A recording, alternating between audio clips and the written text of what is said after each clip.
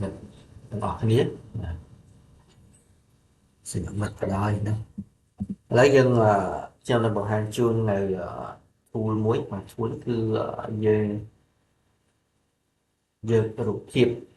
របស់យើងបាទទៅដាក់ក្នុង prompt របស់គេឧទាហរណ៍ថាអូខេឥឡូវខ្ញុំ upload បាទរូបសិនជាបឋមយើងត្រូវ upload ណាគឺមួយ provide an image ខ្ញុំយករូបជាគំរូមួយសិនឧទាហរណ៍រូបណាមួយគំរូគេរូបមួយចុះបាទដល់គឺចេញហើយដំបូងយើងទៅយកទី2 prompt instruction បាទការណែនាំយើងអាចយកពីនេះក៏បាន turn this action into cartoon អូខេឥឡូវខ្ញុំសាកអ្វីដែលគេប្រាប់សិនណាខ្ញុំសាកនេះសិនណាចឹង edit សម្រងចាំបន្តិចនឹងបានរូបភាពមួយក្នុងនេះគឺតាមការណែនាំគឺ turn this into action cartoon មានតែជា cartoon ណា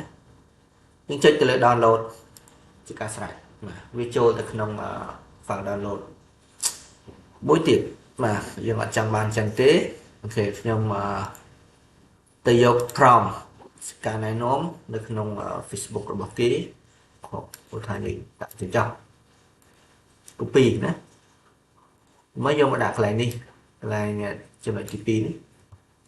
បាទនេះគឺជាការណែនាំថាឲ្យរូបភាពហ្នឹងវាទៅជាមិនអីមិនបាទយើងបាច់កាយទេមុខយើងដាក់រូបថតរបស់យើងមកគឺវានេះ don't change perfect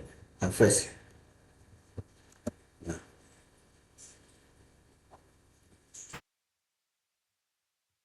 ដាក់100%បាទណា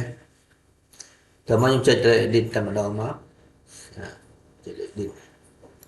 បាទចឹងសូមរងចាំបន្តិចវាកំពុងធ្វើការយើងអាចដូររូបភាពនៅកន្លែងនេះបានណាលុបទៅហើយយើងដូរនៅក្នុងនេះ click ទៅលើ upload ចុចទៅលើ upload នេះគឺយើងអត់សូវប្រើដូចជាអត់សូវបានថតមាន link សូមរងចាំបន្តិចបាទរូបបានហើយចុចទៅលើ download ជាដូរទៅណានឹងស្អាតដែរសាករូបផ្សេងបាទខ្ញុំដាក់100%នៅឃើញនៅខ្ញុំលុបអង្សេងខ្ញុំដាក់ style assist click fill drop អីចឹងមកត្រង់ទៅđến cái lên thì nó tiền sẵn đôi tậpន